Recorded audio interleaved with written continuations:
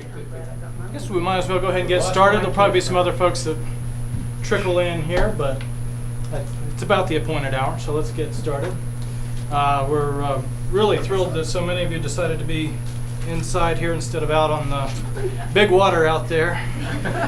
It's been a lot of rain, and I know it must have been a temptation to be out paddling. But instead, let's talk about paddling history. John and I got over on the Chattooga Tuesday at high water. Tuesday, all right. We got our adrenaline. Yeehaw! 4.5 feet.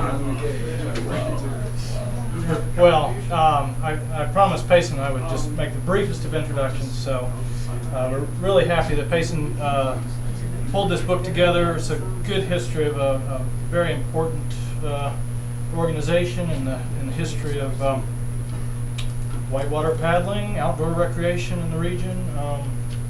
So he's pulled together some good contributions, and we'll let him talk about it a little bit. Thank you, Payson.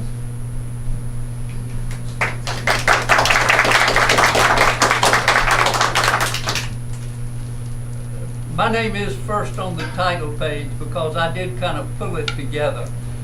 But it's an unusual book in that it has, I believe, 47 contributors. And half a dozen of them are here today. So I won't do all the talking. I want to introduce the other folks one at a time and tell you kind of what they contributed. And then the suggestion Eon had when we first started talking about this program was that each of them would tell how working at the NOC changed their life. That's the subtitle of the book, Changing Lives Since 1972. So I thought it would be interesting for you folks to hear how it did change some of those lives. Since I'm up talking already, I'll tell you a little bit first about how it changed my life. For 15 years, I was an academic librarian. Worked in half a dozen different libraries, starting in high school and then in college, and then at small college, Hampton-Sydney College in Virginia, and then University of Illinois, and then 8 years at Georgia Tech. And while I was at Georgia Tech, I was a faculty advisor for the outing club. And interesting enough, we have one of the members of that outing club here tonight. When we first got started, about half the staff were Georgia Tech students or recent graduates. The other half were Explorer Scouts from Atlanta. Not only was child labor laws were not in I was an advisor for the outing club. Also, with Doug Woodward, we had an Explorer Scout post. Doug had a post in Maryland that all built their own kayaks and kayak down the Grand Canyon, the Colorado through the river through the Grand Canyon. So when he came to Atlanta and started paddling with the Georgia Canoeing Association that Horace Holden had started just a few years before, Doug says, we need to set up an Explorer Scout post. So he found a house that had a suitable basement for a kayak building shop, and my two daughters joined his Explorer Scout post, and I was one of the faculty adult advisors, and Claude Terry was another one of the advisors, and the kids all built their own kayaks as well as the advisors built their own kayaks. You couldn't buy them commercially at that time, and Doug introduced us all to kayaking. Up to that time, we had been open boaters, as most people in the South were. Once I get started like that, Where do you stop? I tend to keep thinking of more and more stories. But at any rate, in my academic job, I was supposed to automate the library. That was my job. I was a data processing library. I was supposed to figure out how to automate the library. Sometimes when I was writing a computer program or working on a hard problem, I noticed I'd get completely caught up in what I was doing, so focused that my mind was just oblivious to any distractions or anything else. All the chatter stopped, and I could just have one point focus on what I was doing. And when that happened, I was astounded at how much I got accomplished. and the quality of the work. And I thought, wouldn't it be great to have a job where this happened regularly, where you were in this state of focused concentration regularly. And I also thought, well, you know, I've had a lot more of those experiences in my outdoor activities than I have at work. We were doing some climbing, and when I got 50 feet or so off the ground and looked down, and it focused my attention. And it was exhilarating. And the same thing paddling. I remember my first time paddling the Upper Nanny when it was in flood above the powerhouse. Starting out, I was terrified. It was a little bit beyond my ability at that point. And somehow, over the next 100 yards or so, that fear went away, and I got that same focused concentration on what I was doing. And it seemed to me like I paddled perfectly. I knew exactly where to put the paddle, exactly where I wanted to go. No distractions, no worries, just looking at the next 10 or so yards in front of me and concentrating on where to go and what to do to get there. And afterwards, it was just a state of euphoria, just exhilarating. So I thought, if I could find a job where that happened regularly, I believe I would be at my best. And I decided to change careers and started talking to the folks at Outward Bound about starting a whitewater program for them. A good buddy in Atlanta who had started the Georgia Canoeing Association was Horace Holden. And he found the old the property at the takeout on the Nantahala. At that time, there was a business there called the Tote and Terry, and it was a rundown old motel and a ramshackle building that had been built piece by piece along the riverbank. It was a gas station, a souvenir shop, one resident room, and then an old cafe. And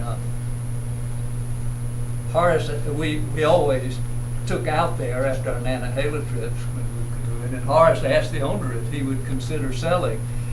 And it was a very fortuitous time, because that spring a cow had kicked the owner in the knee and broken his leg, and his wife had had a heart attack, and he was worried about being able to get her to the hospital if she had another heart attack. He decided he wanted to move to the city. So I think Horace got a pretty good deal on buying that property. And he knew I was considering a career in outdoor recreation. So he came to me that winter. That was the winter of 71, 72. Actually, it was in the fall, maybe 71, when he signed the deal with Vince Galloway to buy the property. And he came and asked me if Riley and I would consider managing the operation for the summer. And we thought it over a bit and decided, well, we could give it a try. We weren't convinced it would work, so we didn't give up our jobs in the city, but we decided to go up for the summer. And we very quickly recruited a staff of the Georgia Tech students and the Explorer Scouts. So half of our staff was under 16 years old. And no one on the staff had ever run a restaurant or worked in a restaurant or a gas station or a motel. We had one person who had been on a commercial raft trip. That was very fortunate. That was Jim Holcomb, who came from a paddling family up in the same area Doug came to us from, up in the Maryland area. His brother was a national champion paddler, and his sister Louise was on the 72 U.S. Whitewater Olympic team, as was John Burton here.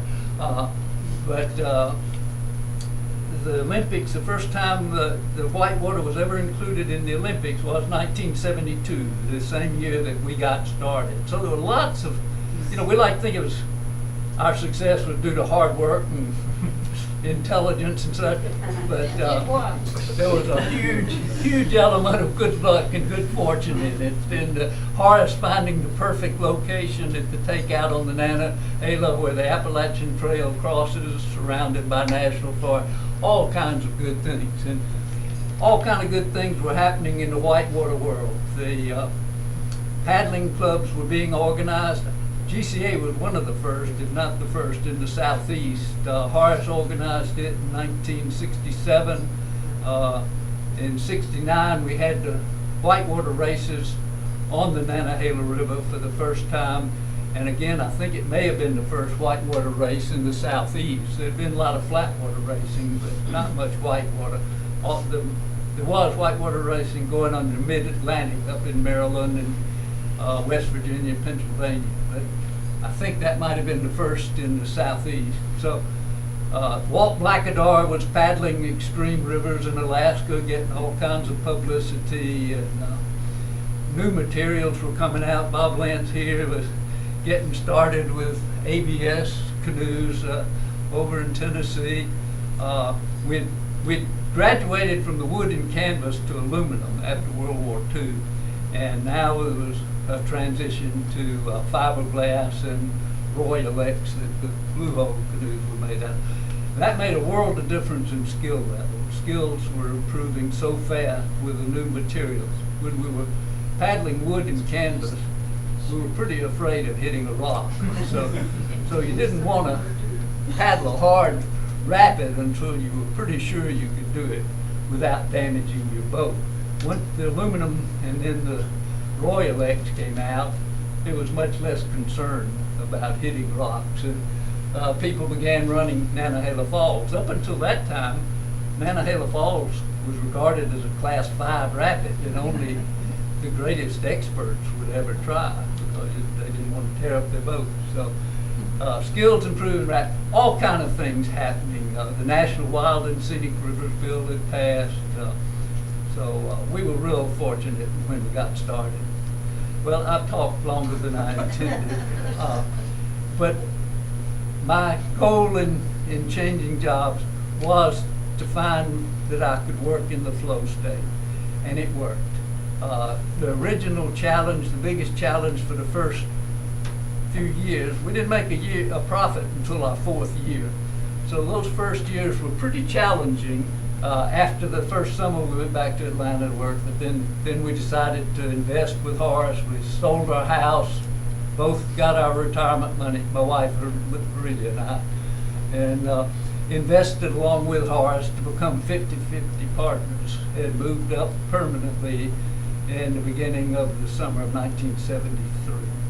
But we still continued losing money. Not much. We paid our bills, but when they did the books, they said because of amortization and depreciation, we were losing money. Kind of unreal money, but still, 1975, we made a profit over time, and that was a big psychological boost. And we began having more money to invest in equipment and facilities and such. So the first years, the big challenge for me was the business, making it into something that could survive. And that often put me in the flow state.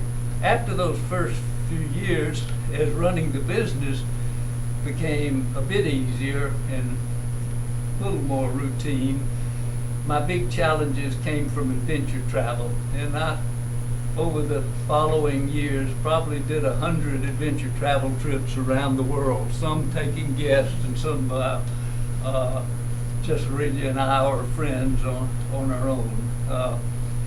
And got to paddle competition in Siberia and in Costa Rica, and sea kayaking in the Broken Islands off of British Columbia, and Mediterranean off the coast of Crete, and in the outer islands of Fiji, and trekking in Nepal and in India, running the Ganges River in India, teaching Kashmiris to become river guides in Kashmir, India.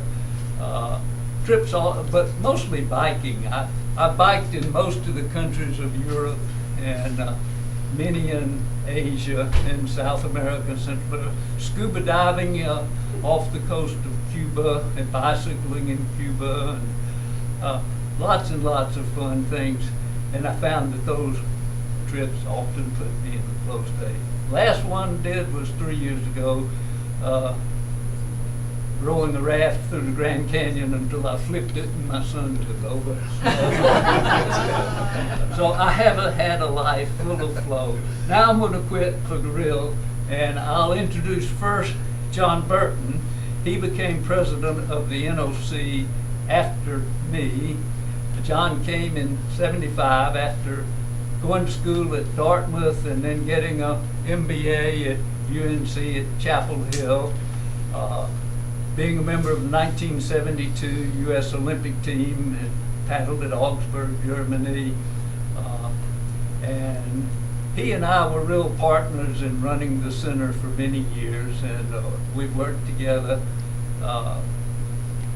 really tightly for many, many years. And as with many other things, John did as much of the writing in the book as I did. He was actually going to do the project, and he's a good writer. And so I was elated when I heard John was going to write the book. And he started and wrote an introduction and wrote about Horace and about my wife Aurelia and I. And then he got caught up in a new job and kind of Float away from. kind of gave up on the book. So that's when I had to pick it up again. But he's got those 4 things he'd already written are included in the book, and they are some of the best stories in there. So I'll quit talking now and ask John to come. Before you do, would you tell the story of the near revolt and Labor Day of the first summer? You know what I'm talking about, right? This is really instructive for me. Would you just tell that little story? Yeah, we really worked hard. We only grossed $45,000 that first summer, but we worked hard because we were learning. That's a slow half an hour now. Learning everything, and everybody did whatever needed doing. And some days that meant we might get up at 5 o'clock in the morning and drive over to the Chattooga River and pump up the rafts and shuttle the cars. We didn't have a vehicle for carrying everybody, so the drivers would go around with our family van, and we'd bring all the drivers back. In the meantime, Tom and the other guides would pump up the rafts and give a little instruction. Sometimes they go up, make a few runs of Bull Sluice, to keep people from getting bored while they waited. And we'd run the trips, and then we might come back to the center, have to drive back over to Wesser, have dinner, and then find out we were on cleanup duty for the restaurant that night, and maybe cleaned the restaurant till 10 or 11 o'clock. So there were some long, hard days. And I'm not sure it was the first summer, but maybe in the second, I'm not sure. But when we were getting close to Labor Day, people said, we're burned out. We've worn ourselves out all summer, and several people have left to go back to school. We don't have enough staff to do quality work, and we're just too worn out to stay open over Labor Day. And the hard part for me was that Aurelia was in agreement. I think I'm not sure, it may have been the first summer and she was going back to Atlanta to teach or something. But anyway, we were shorthanded.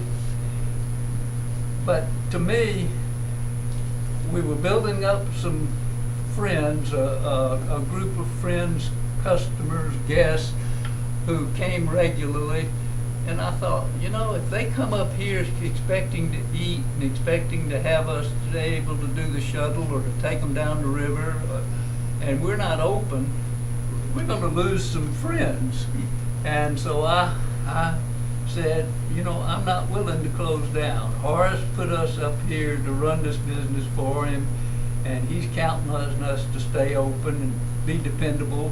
I never had any use for businesses when I went to patronize them and found a sign on the door, sorry, I've gone for coffee, I'll be back soon, or I've gone somewhere, or anyway, we're not open.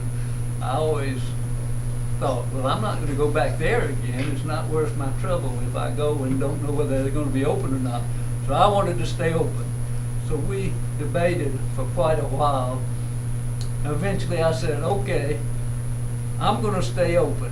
I'll come in and cook, then I'll take as many people down the river as I can, and I'll be open. I hope some of you are gonna join me. And there was a period of quiet. And then a kayaker named Jim Byers said, I'm with you, I'll be helping. And then one by one, everybody else spoke up and said, yeah, we'll do it. And we stayed open and we did a good job. And to me, I always valued that support from Jim Byers. It just took one person backing me up and the rest fell on in. Thank you, that was cool. I love Yeah, that.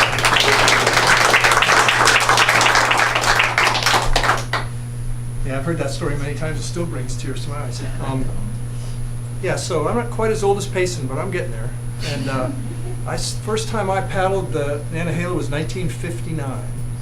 I was a camper at Mondama. I was one of those guys who followed the camp route. Bunny came from Marywood, as did Aurelia, the summer camp route up in the mountains. Actually, my roots go back deeper than that. My father went to Mondama in 1927 and stayed for like 7 or 8 years. All my siblings, everybody I'm related to probably went to Mondama or Green Cove at some point in the 50s and 60s and 70s. So then, as Payson said, I started after I got my MBA in 1971. I was focused on trying to make the Olympic team. And my partner, Tom Southworth, was living in Philadelphia. So unlike most MBAs who just go get a job wherever somebody will hire them, I went to Philadelphia and said, now I want a job. And sure enough, I got hired at Philadelphia National Bank and worked in the trust department, which would not be the definition of the flow state for me. Sitting around doing a bunch of research on how to recommend companies to people to make a lot of money for them. I made $11,000 that first year working at the Philadelphia National Bank.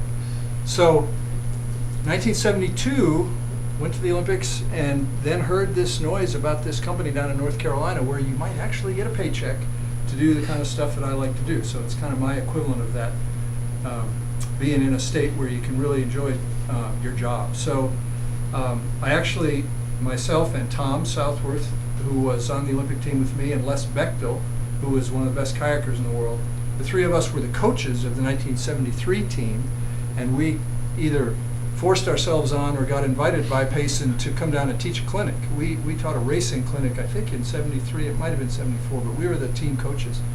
Sure enough, that's where I met Aurelia. There's a heading in one of the pages you'll see in the book that I wrote about Aurelia. It says, "Hi John, I'm Aurelia. You look hungry. Come in and have something to eat." That was how I literally met Aurelia, because somebody pointed me out, and she invited me into the restaurant. And there's a lot of stories about how welcoming she was in the restaurant was to so many people. So the question of how the Outdoor Center changed me, I've had a history, very lucky, as Payson said, luck has a lot to do with it. Over the years, I tend to be drawn to really strong mentors. I've had Ramon Eaton was a mentor of mine. Jay Evans, who was the U.S. team coach, he was the first person I met other than my roommate at Dartmouth, 1965. First night I got to school, they had an activities night, and I gravitated right to the Ledyard Canoe Club, which was even then back famous. Jay was there, and a guy named Wick Walker was there, who had just come back from the World Championships in Europe in 1965. And those are the first two guys I met. I ended up roommates with Wick. He was on the Olympic team in 72. Jay was the coach. Jay just passed away, by the way, about 6 or 8 months ago at really an advanced stage. His son Eric was part of the team. So Jay was a mentor. Ramon, Payson, of course, my father. A couple of females have been really powerful mentors for me. So I find myself not the inventor, not as I look like an entrepreneur, but I'm really gravitate towards strong leaders, if you will, the philosophers. I'm more of a whatever kind of we'll make it work guy. Payson's not a whatever kind of guy. Payson's we're going to make sure this is done right. I've got a vision of how it's going to work. John, you helped me implement it. And I said, right on. He said, Bunny, can you bring the staff along with us to these kinds of things? We want to be the best instruction program in the world. Bunny says, sign me up, I'm there, I'll make it happen. So I found myself attracted to Payson and to the strong personalities of the bunnies and the people who were fellow leaders. And I really didn't consider myself that much of a leader. It really came naturally to me. I wasn't really conscious as a leader. I'm way more conscious now because that's what I do. I coach leaders. That's my job. I'm a consultant now. And what I've discovered, though, is that I have a certain kind of, I'm able to draw people towards me. I'm very outgoing, very engaging. I tend to talk a lot and ask questions of people a lot. So a lot of people like being around me, it turns out. I didn't know that inherently, but enough people have told me.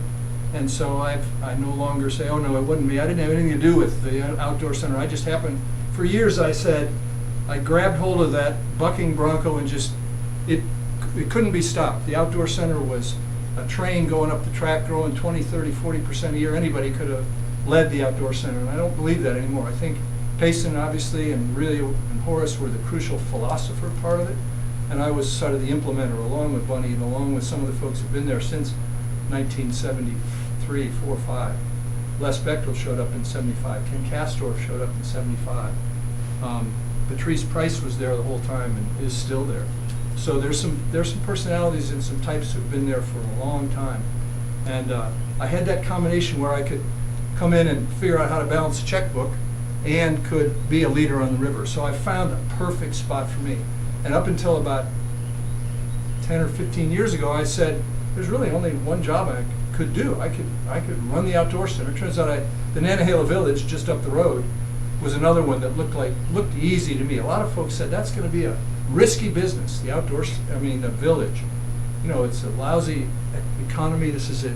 I was at the outdoor center until 1991. The economy back then was bad. Don't go buy a real estate operation.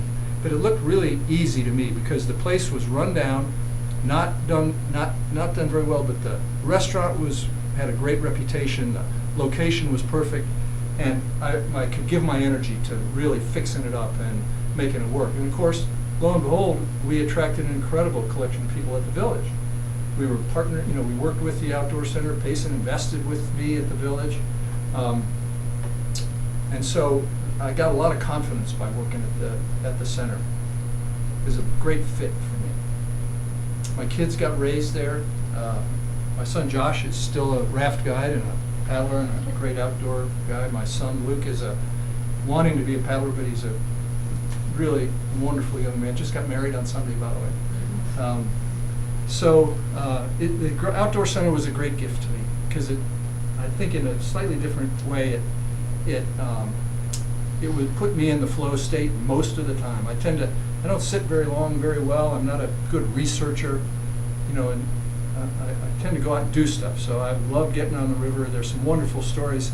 Susan Bechtel's story about Payson. She came to the outdoor center. I'll just paraphrase it. She came to the outdoor center and worked in the office, and was come from the corporate world. Didn't kind of know who this guy Payson was, and so she had a bike trip planned. She was going to ride from the outdoor center over to the Stuga on her bike for a day, I guess, day and a half. And it was going to be on a Wednesday. So on a Tuesday, Payson comes in and says, we got a lot of stuff to do. She was getting ready had to leave early and stuff. So on a Tuesday, he came in and said, we got a lot of stuff to do. It might take us till tomorrow. And she's freaking out because she has this plan. She has a couple of people she's going to ride to the Chautauqua with.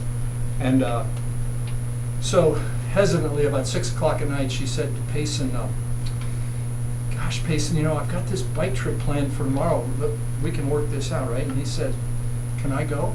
So it was a different kind of world than she was used to and than many others were used to. So yeah, that's enough of my story. I was fortunate enough 5 or 6 years ago when I thought about writing this book. I interviewed Payson, Anna and Horace, and the coming out of those interviews is in the back of the book. And I wrote the introduction and stuff, so I was proud to contribute and very happy that Payson pulled the 47 authors together, because it's a way better book than I could have written by myself. The variety of what's going on inside that book is really cool, so I encourage you to read it. And you want me to introduce Bunny, or you want to? Go ahead. Bunny Johns was there before I was the successor, my successor, when I left to go to the village in 1991. She became the president and the czarina of the place, and brought her particular brand of inclusive leadership to the Outdoor Center, and is perhaps the most beloved figure we have, along with Payson and Aurelia. So, Bunny, tell us yours. Come on up.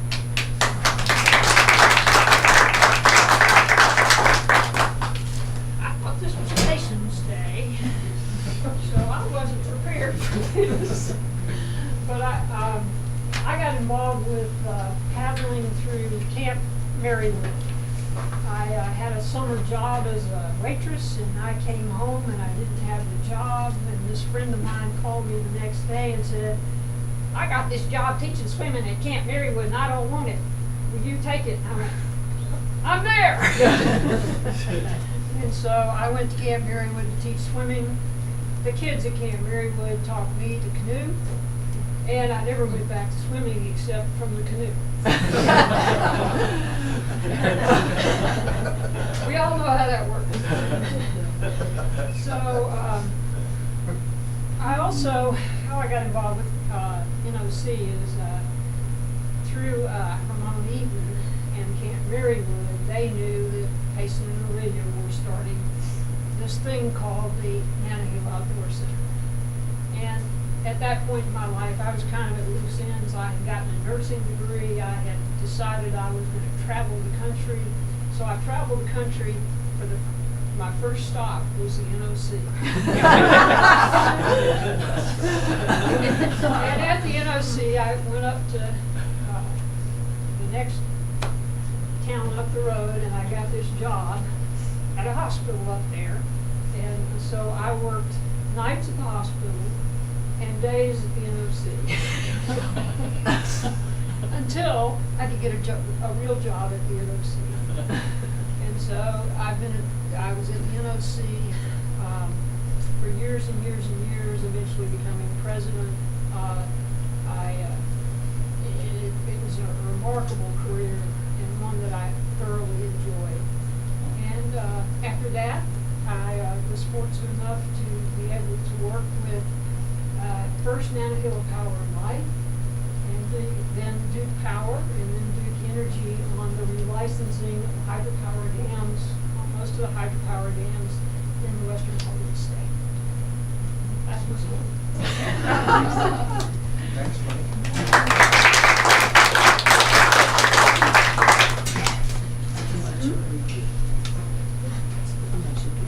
I might just add, the center's attracted amazing people over the years. As I went through the biographies and thought about it, there's probably 8 or 10 people who wrote stories who have doctorate degrees of one sort or another. We've actually had 2 physicians who've worked at the center over the years. One of them was a young lady who would work about 4 or 5 months as an emergency room physician in the winter, and then about 7 months on the river for us at probably 1/10 of the pay she made in the winter. So it's attractive. We've got a lawyer now that's working. He's retired. He's been working now as a guide for minimum wages for the 3 years. Before that, there was an article about him in one of the law magazines saying he was billing $600 an hour in Atlanta as a partner in a law firm before he came to work for us at minimum wages. So it's amazing how capable and the credentials that many of the people have. Now, John or Bunny, neither one mentioned the fact that Bunny's a PhD from North Carolina State. So it's just pretty amazing what capable people, and I think that is what attracted. Once we got several of these really capable, fun people, it attracted others, and that's what the staff members who come back today tell me. Say, I can't believe what an incredible group of people that was to work with, and I wanted to live up to the standards that they set. So I think that probably is a key to the success. The next person I want to introduce has a little different start to her career. This is Villa Brewer. Villa was a school teacher and had taught school in Nicaragua and was teaching in North Carolina when she read about a raft trip through the Mayan area of Central America. And she called me and said, I've never been camping, I've never been on a river, but I want to go down there and go on to the Usumacinta River and see the Mayan ruins along the river. And so she can continue the story from there, but she had an important role in the book. Not only did she write two of the stories, the first one is one of the longest stories in the book about her trip down the Usumacinta River and how it changed her life. But she was also the photo editor for the book. So lots of the pictures in the book Villa took, and the ones she didn't take, she rounded up and selected and sent in to be included. So Villa, come up and talk about how the NOC changed your life. Okay. It was, for me, I was teaching school, and a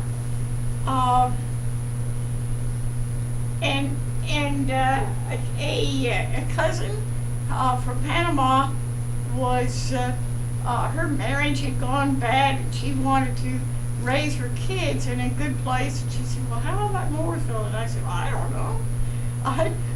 And so she came, and between the two of us, we raised two boys. And but she always wanted me to go on a cruise and she watched this show on TV. It was The Love Boat, and she believed it all. And it was kind of like, nah.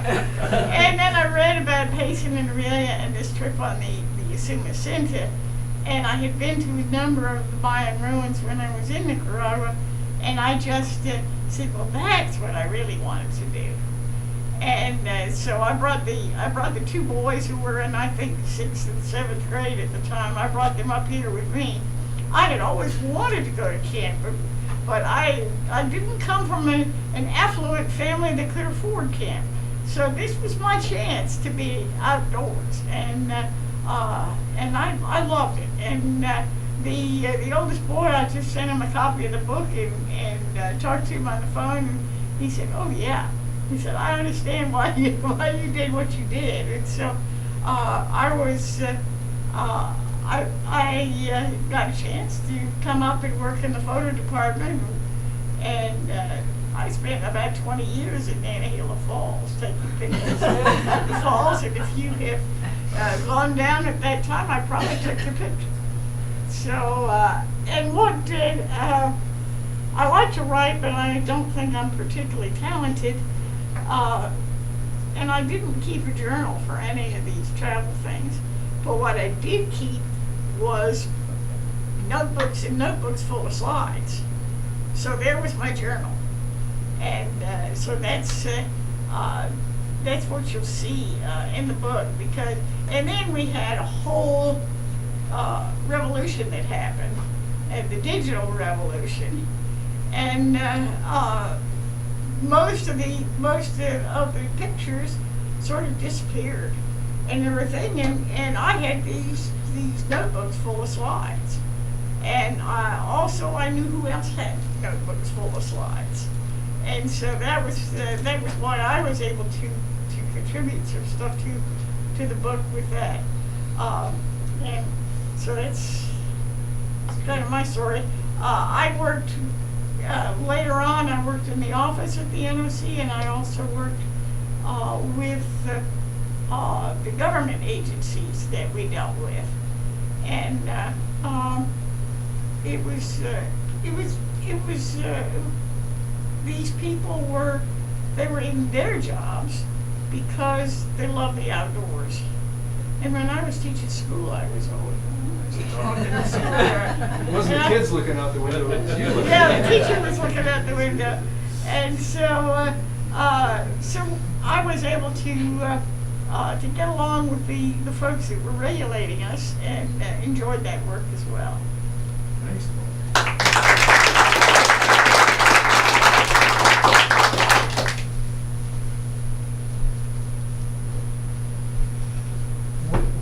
decided I would undertake the book, the first person I talked to was John Lane, the writer. Some of you probably read some of his books. He's written quite a few novels, books of poetry.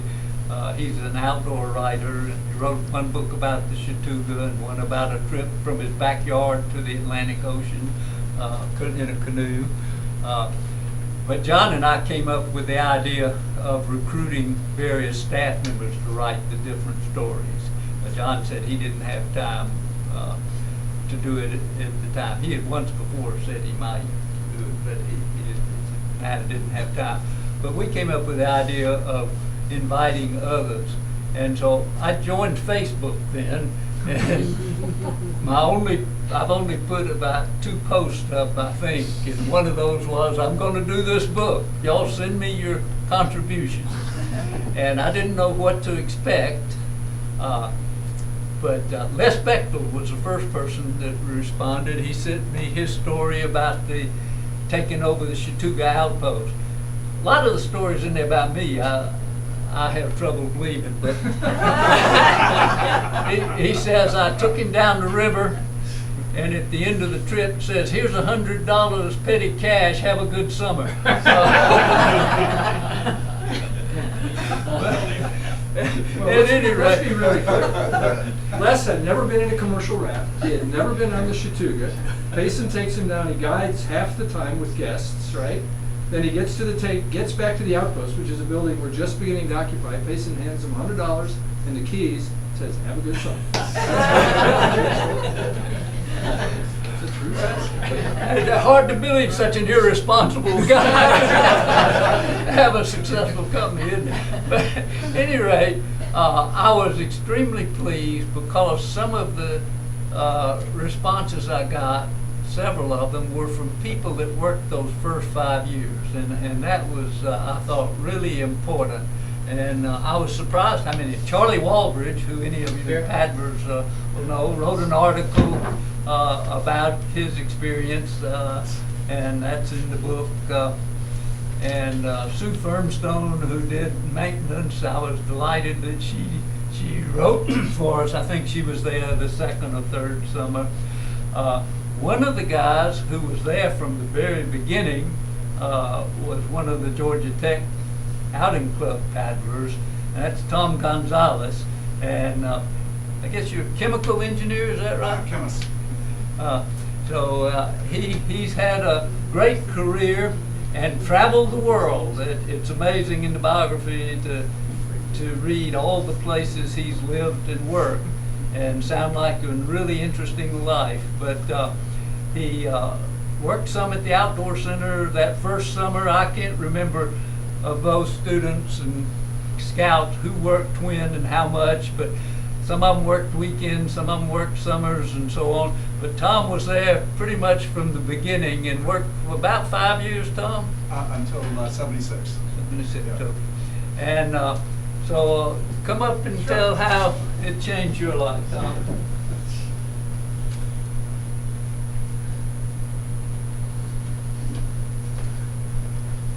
I worked at the center from 73 to 76, and I started working on weekends because I had a job at school during the week. And to give you kind of a little prequel to that, I'm a Cuban boy from Miami. I'd never been in a kayak, in a canoe, in a raft, never camped out or anything like this. So getting to Georgia Tech, those are things that I always, I fantasized about, that I really wanted to do. And so I went to Tech, and through the outing club, Payson was advisor. Dean Miller was also, someone who was, leading really the group. And so I learned from people like Jim Shalander, Gary Lewis, who were my canoeing instructors. We had Grumman canoes.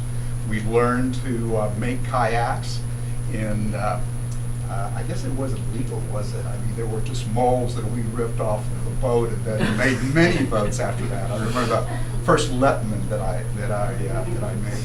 But through that association, we eventually went to NOC and helped, Mostly the first year I led, I worked on the Chattooga, Section 4, sometimes Section 3.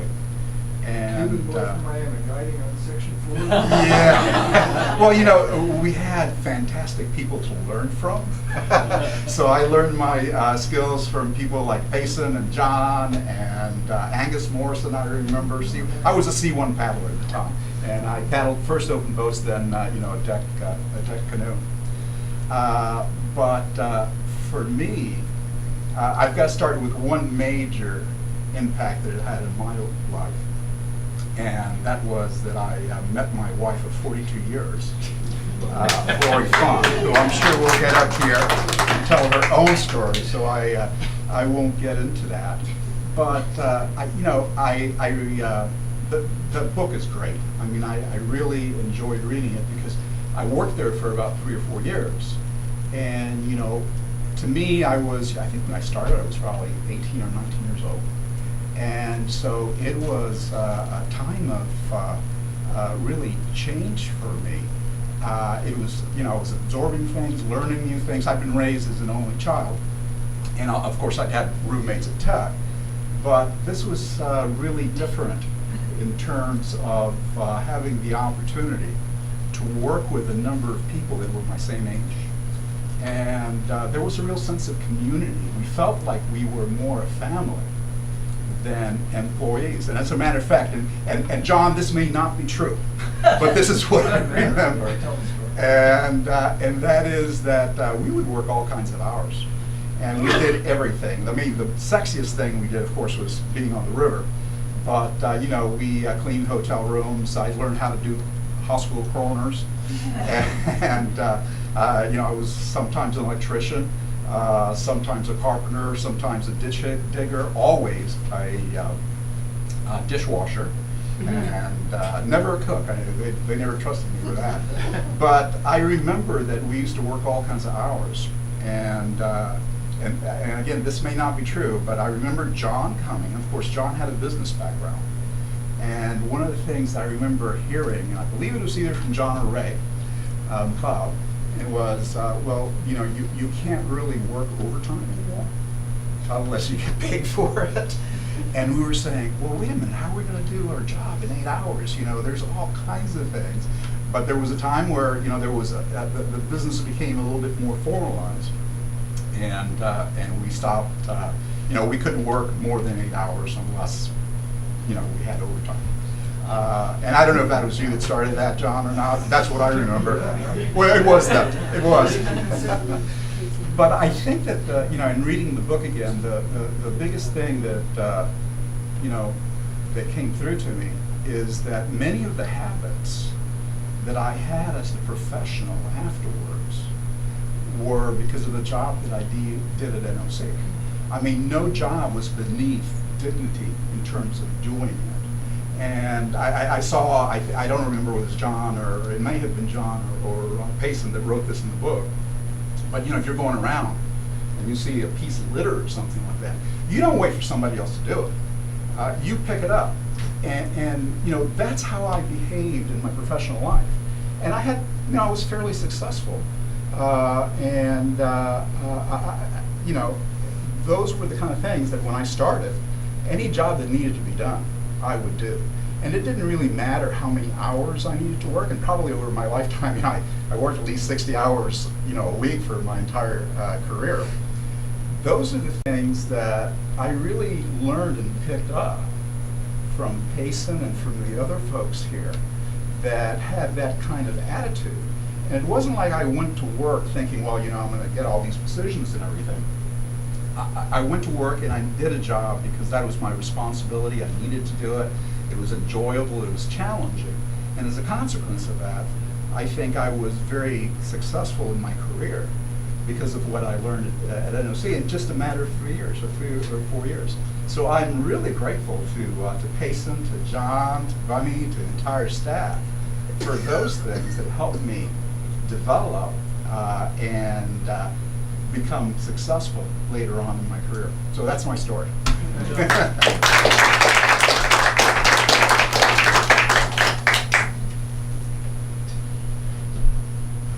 Might add that Tom and his wife Flory were two of the staff on our first adventure travel trip on the Usuma River in Central America. We started out in Guatemala and ended up in Mexico, and Tom makes a pretty good story about that since we didn't go through the border post, it didn't get the passport stamped, but I mentioned earlier how capable many people on the staff were. As I think about it, I think surely it must be the most highly educated group of river guides anywhere in the world. And not everybody has an advanced degree. There's people like Kastorf, who had been a stonemason, but he's got equal skills. I mean, he helped build my house and taught me to lay stone, and that's been one of my favorite activities ever since. So there's all kind of skills represented. Tom mentioned that he met his wife, Flory, there at the center. I think Flory came to work in 1983. That's 1973. That second summer, and you must have a botany degree, right? I know, I've got a degree in English. I said my poetry's in that book. But she was a Duke student, Yeah. and But her story is full of plant lore. That's why I thought she must That was have. from Roy Dills. That's probably where I got started. I mean, one of the things, I was always interested in the wildflowers and trees and stuff. but- Okay, well, come on up, Flory, and tell what you learned about walking in the woods with Roy Dills, and how your life has changed. I didn't know I was going to do this. I was just like a shy kid from Atlanta, but my sister Allie knew Horace Holden, and she was hired to buy the horses back at the beginning of the NOC. They had stables and horseback trips, and my sister Allie bought the horses and built trails and set up the riding stable. And she said, "Why? You can probably get a summer job up here. This place is getting started." So I just showed up. I'm not even sure how I got a job. I just showed up, and they said, "Yeah, you can work in a restaurant." So I helped her part of the time cleaning stalls and taking people on horseback trips, and but mostly in the restaurant. And I loved working in the restaurant. I mean, to me, I was working for Aurelia, who was the most wonderful person to work for. And but the restaurant, there were people coming through. The hikers that came on the Appalachian Trail would come through and stop and get something to eat. They smell bad and whatever. And then there was the truckers that were used to come into the Tote and Carry before you were there, and they would stop into the restaurant. And then, of course, the river people. But I just thought it was great fun working there. But yeah, I worked there for 3 summers, and we lived in, the staff at that time, I don't know where they live now, but at that time there was a couple of houses that everybody that worked there just kind of, you live in this house and, find a bed somewhere and there's some rooms and you can sleep on the floor or whatever. It was kind of informal housing. But, so he was living in that same house as me. So And your roommate is Tom. Here's your roommate. He was sort of in the It was next. kind of like that. The rumor was that I had a cat and my cat peed on his bed, so it wasn't really. But yeah, that's in '75, a group of us went off on a road trip to Central and South America, and then we ended up going on the Usuma trip.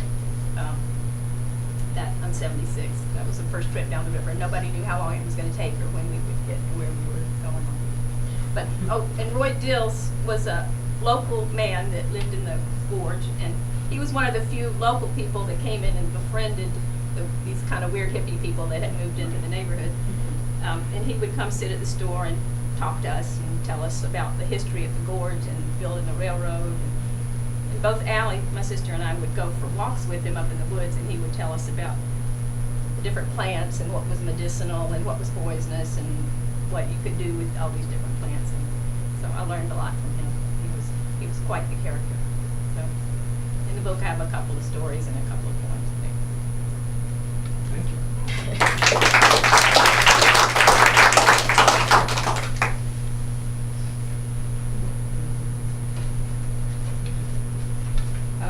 timing is working out about right. I don't know how long these things typically go on, but I was thinking of an hour, and it's been 55 minutes now.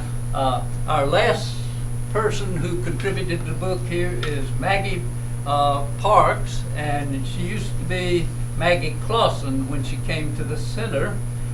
She was a single mother with 3 young boys, and they came from Utah, Salt Lake City, I guess was it. And she wrote a story in the book called Relocation, yeah, and about their trip and coming to this strange environment where she couldn't understand the local dialect. And one of the most interesting things is the picture on the cover of the book is Adam Clausen, her middle son, who I think was 10 years old when they moved to the Nantahala. And Adam hadn't been a paddler up to that point, but he fell in love with the river. She tells us in the story how he fell in love with the river and was inner tubing it. And some of the staff thought that guy needs to get into a boat, so they put him in a C1. Mike Hipsher, also from Utah, was a sea boat paddler, as was John Burton, and they put him in a decked canoe, and he became one of the best canoeists in the country, and was on the 92 and 96 Olympic teams. He's got his Olympic garb on there, I think, in the picture. He's training, I think. But so I was delighted to have Adam's picture on the cover here. So Maggie, you want to come up and tell a little bit about what the center's meant to you? You're about to hear why that it was difficult for the locals to understand her. So my boys were 6, 8, and 10 when we moved to the NOC. So Adam was 8. Adam was 8, yeah. And in my life, I've had a history of going to visit places and not coming back. And that happened to me the first time in 1969 when I came over from England for a visit and never went back. I ended up in Salt Lake City, where I had my 3 sons during a 10-year marriage there. And I had a desk job. I'd never seen a kayak, I'd never worked in a restaurant. I wasn't particularly fond of water. But a friend convinced me to bring my boys out to the NOC for the summer. And that was, I think NOC was 9 years old at the time. And so it seemed like a good idea, and about 4.5 days later we ended up at the NOC. And it was a remarkable summer. I can't say that I ever experienced the flow state that Payson talks about, because A, I'd never been in a kayak, and B, I'd never worked in a restaurant. And I found myself, my first year here, working at River's End. And Aurelia was my boss, and I have to say, I tell this real brief story about, she scared me to death that first summer. I was so terrified because I was clueless of what I was supposed to be doing in this restaurant. I was so clueless that my job was cold prep. That was my first job there. So my job was just to kind of fill up the salad bar and do anything that didn't require an oven. And so I saw this bucket of what looked to me like raw cold vegetables, beans and stuff like that. And so I thought, well, I've got some leftover corn. I'm going to throw this leftover corn in there, and it'll really be pretty. It'll give it a bit of color because it was sort of browns and greens. So I went to put this out on the salad bar, and Aurelia comes over to me and she said, "What have you done?" And I said, "Oh, I've just kind of brightened up this salad here." And she said, "You have ruined my 3-bean salad." And she turned around and walked off. So I think I spent the next hour picking corn kernels out of Aurelia's 3-bean salad. So I'd been a pencil pusher when I came to the NOC. I wasn't particularly well educated. I wasn't one of those smart people. But I was smart enough to know that raising my 3 sons in this environment was by far the best way to go than raising them in a city environment. And so the summer of 1981 ended up being 17 summers for me and my children. And I went to meet my first grandchild out in Texas, which is where one of my sons had moved to.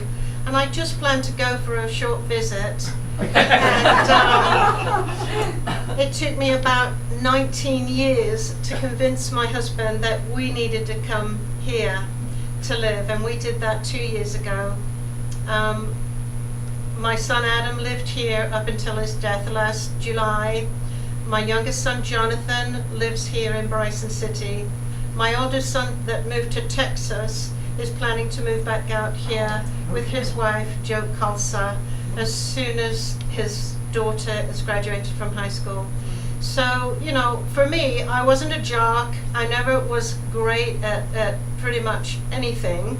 But I think my claim to fame is the fact that I recognized a good gig when I saw it, and I took advantage of it. And I'm thrilled to be back. I'm thrilled to be back into the NOC family and to be a part of this amazing book. And I appreciate it so much, Payson, that you put Adam on the cover. Thank you.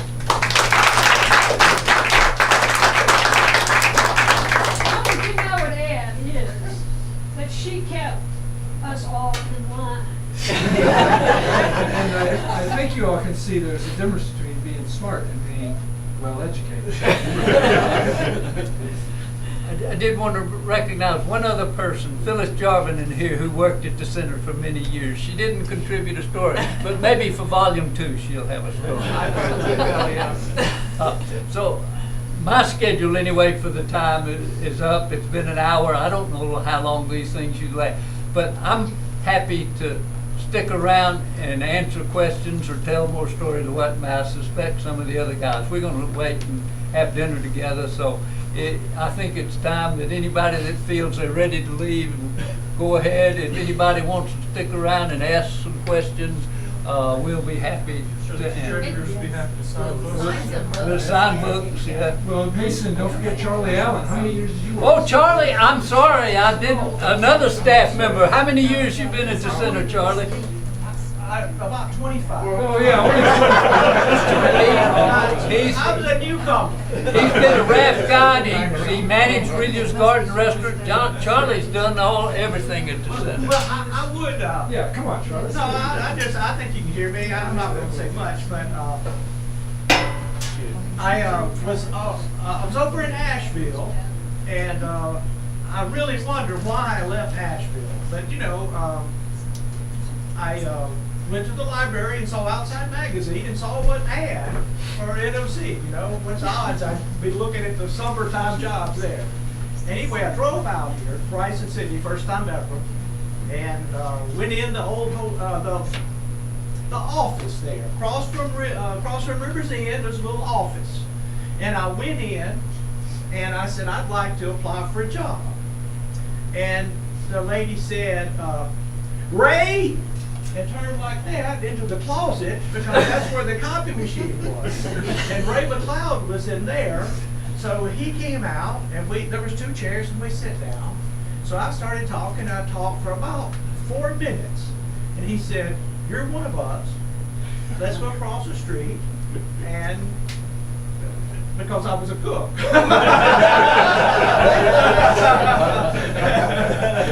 Paddlers, you get lots of paddlers, you know.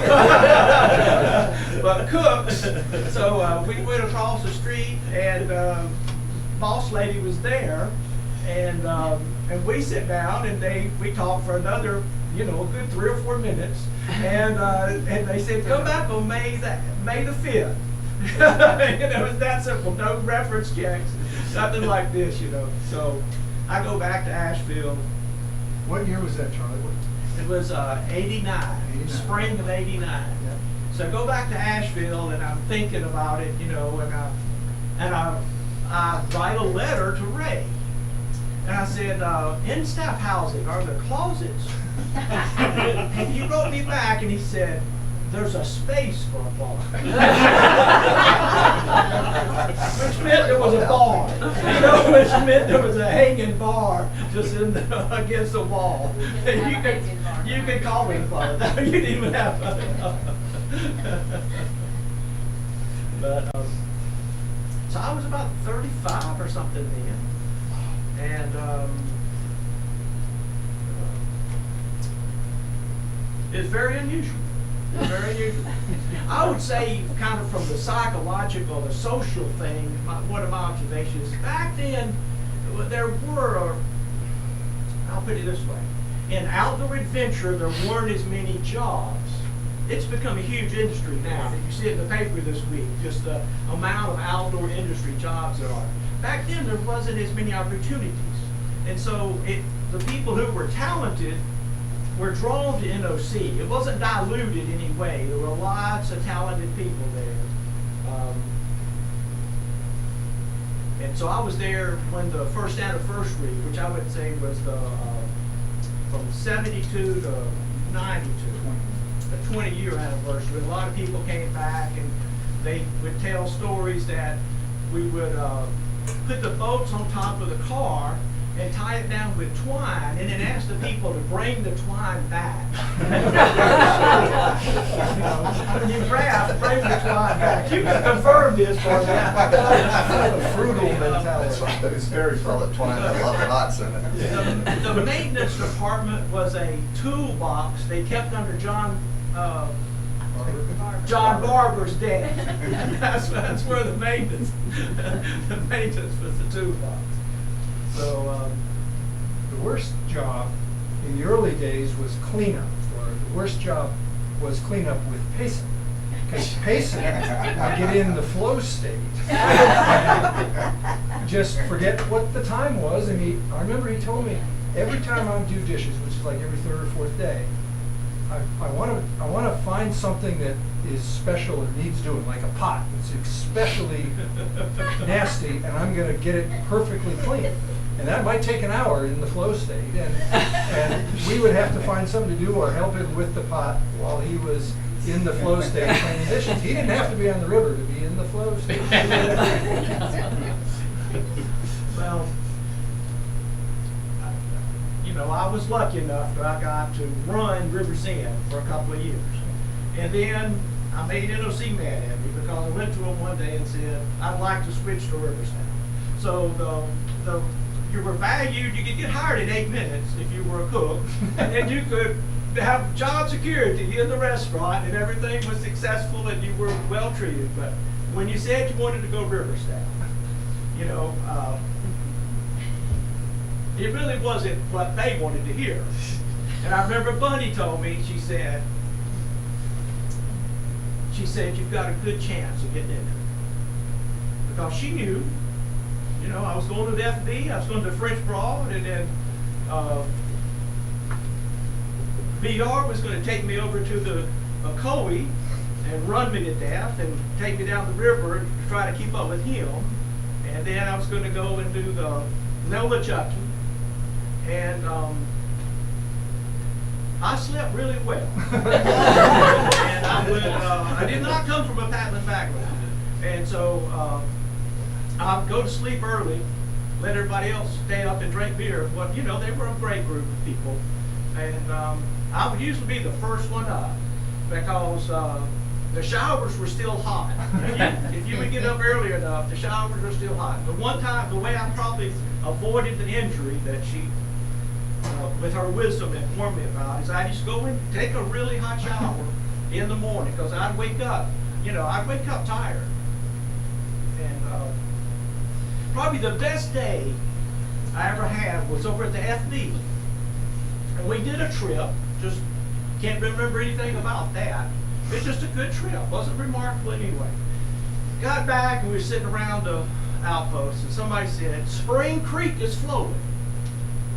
And so I got caught up because 10 or 12 of them all rushed out with smiles on their faces and we grabbed gear and 5 o'clock in the afternoon and went up and they dropped us off and Spring Creek was running and we all came down that 8-mile run or 7-mile run and then ferried across the FB, and we were right back at dusk.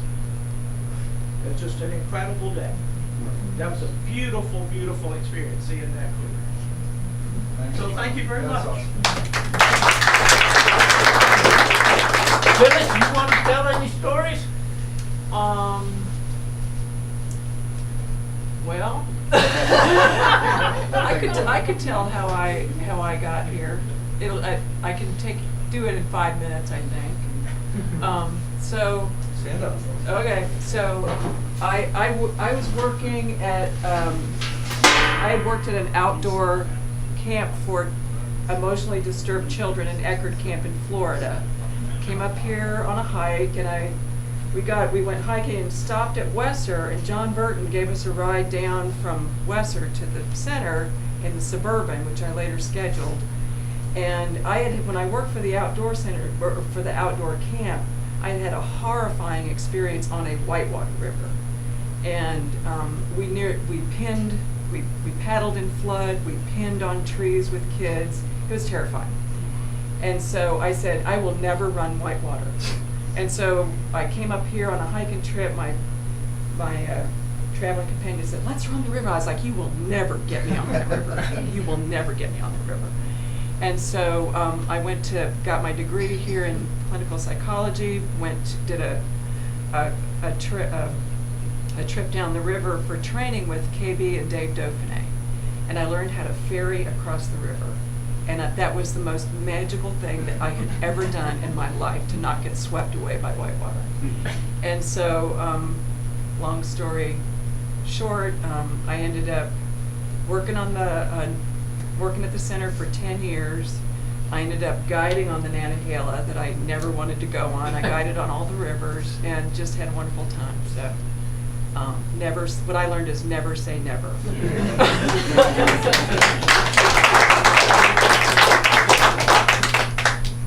But I really do think if anybody needs to leave, feel free. And if you want a book signed, I'll be over here and I can sign it while other people are answering questions. But anybody want to ask any questions of any of the various employees? Well, I guess we'll wake up and then if you have any formal things you want to talk to people about, well, I'm